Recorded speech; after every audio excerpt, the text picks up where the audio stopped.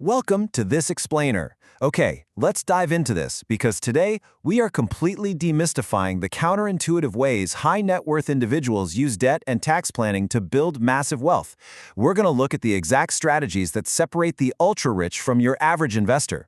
It's a fascinating look at how the rules of finance literally change when you start looking at debt not as a burden, but as a strategic tool. It's the ultimate financial mystery, right? I mean, you constantly hear these headlines about billionaires paying little to absolutely no income tax, yet they're funding these incredibly lavish lifestyles. So how exactly do they generate all that cash flow without triggering massive tax bills? Well, the short answer is they live off loans. But to understand how that actually works, we need to completely rewire how we think about money. There is a fundamental difference in mindset here. On one side, traditional personal finance teaches us to view debt purely as a liability. It's something to avoid or pay off as quickly as humanly possible. But then look at the corporate finance side. In the playbooks of the ultra-wealthy, debt is viewed as leverage. It's used strategically to acquire cash-flowing assets. Basically, the wealthy focus on corporate finance principles to maximize profits, while the average person is kind of stuck playing by personal finance rules. Section 1. Rethinking Debt and Wealth. The Paradigm Shift. So the absolutely crucial point here is distinguishing between bad debt and good debt. Bad debt, or inefficient debt, literally drains your resources. Think credit cards, payday loans, or car loans used to buy depreciating consumer stuff. It doesn't produce a single dime of income for you. Good debt, however, that's money borrowed to purchase an asset that's actually expected to create greater income than the cost of the debt itself. Examples include business loans for expansion or mortgages on rental properties. You're basically using someone else's money to buy something that pays you. Now, before we get too carried away, we really have to look at this quote from the legendary investor Charlie Munger. He said, "There are only 3 ways a smart person goes broke: liquor, ladies, and leverage." It's a stark reminder, right? While leverage is an incredibly powerful tool for wealth creation, it inherently magnifies your risk. If the asset drops in value, well, your losses are magnified. It can cause liquidity issues and increase costs. So strategic debt is not some magic wand. It requires strict, data-driven planning and stable cash flow to ensure the borrowing remains a tool and definitely not a liability that takes you under. Section 2. The Passive Income Arbitrage. Assuming you manage the risk we just talked about, how do you actually extract the cash? Well, the average investor invests for money later, hoping for long-term appreciation. But the wealthy? They invest for money now through arbitrage. And this brilliantly illustrates the 3 distinct mechanical requirements to create this opportunity. First, you need an income-producing asset, something generating regular cash flow. Second, you need a lender willing to use that asset as collateral. And third, the income generated by the asset absolutely must be larger than your loan payments and expenses. Let's look at exactly how this math plays out with a real-world example. Imagine a wealthy individual buys a rental property for $1 million. They then borrow $800,000 against that property at a 6% interest rate. So the interest costs them $48,000 a year. But if the property generates $100,000 in annual rent, the investor pays that $48,000 and still nets $52,000 in positive cash flow every single year. Plus, and honestly, here's the magic. They now have $800,000 in fresh, non-taxable borrowed capital to go invest in another asset. This is exactly how the wealthy accelerate their portfolio growth without ever tapping into their own savings. Section 3. The Infinite Banking Concept. The infinite banking concept, or IBC for short, is this really fascinating cash flow management system where you essentially become your own banker. Instead of storing cash in a traditional bank, you overfund a specially designed whole life insurance policy. Now here is the real secret sauce. You borrow against the policy, you do not withdraw from it. Let me repeat that. You borrow against, not borrow from. Because you are borrowing against the collateral of the policy, the underlying cash value inside it just continues compounding uninterrupted.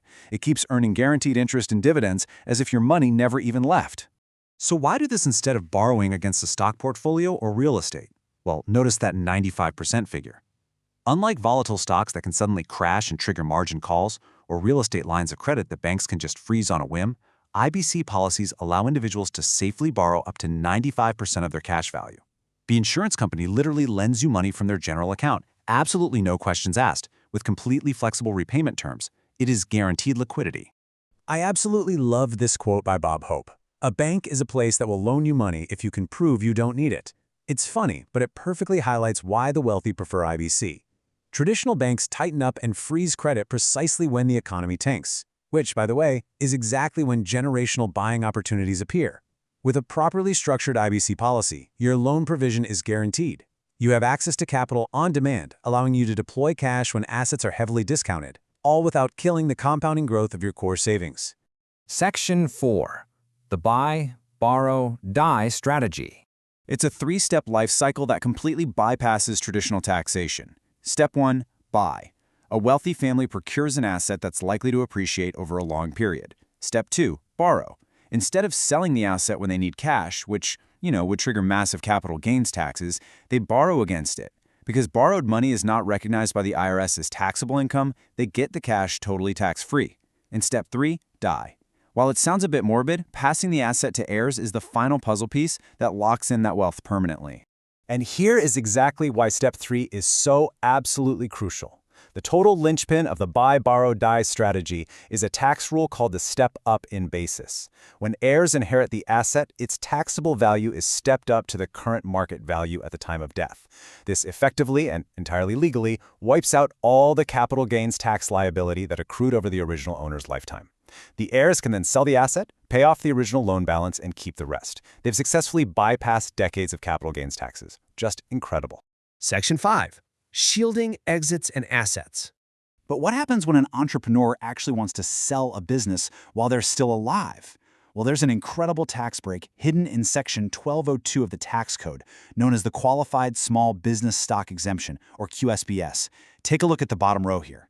If a founder or investor acquired eligible stock after September 2010 and holds it for over 5 years, they're eligible for a 100% exclusion from federal capital gains taxes up to $10 million or 10 times their basis.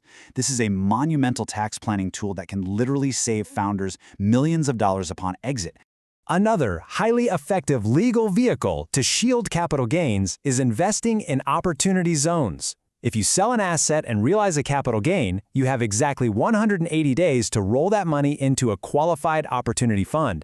By doing so, you defer the taxes on your original gain. If you hold it for 5 to 7 years, you actually get a discount on those original taxes.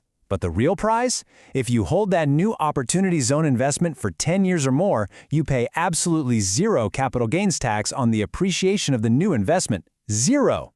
So let's tie all of these concepts together. Whether it's passive income arbitrage, infinite banking, or tax-shielded exits, it all feeds into what we call the financial flywheel. Think about it. When you legally save millions in taxes, and you use strategic, low-cost debt to extract cash tax-free, and then you continuously reinvest those funds into more income-producing assets, you create a self-sustaining momentum. Money transitions from something you just have to earn through hard labor into a system that continuously produces value completely on its own. Which leaves us with this final thought. The tax code is essentially just an economic rulebook. It's designed to incentivize certain behaviors, like investing in businesses, providing housing, and creating jobs. High net worth individuals aren't necessarily doing anything magical here. They are simply playing the game according to the advanced rules. So ask yourself, if the tax code is just a rulebook for the economy, are you playing the game with the right strategy? Thank you so much for joining me for this explainer. I really hope it completely shifted the way you look at debt, taxes, and wealth. Keep learning, and I'll see you next time.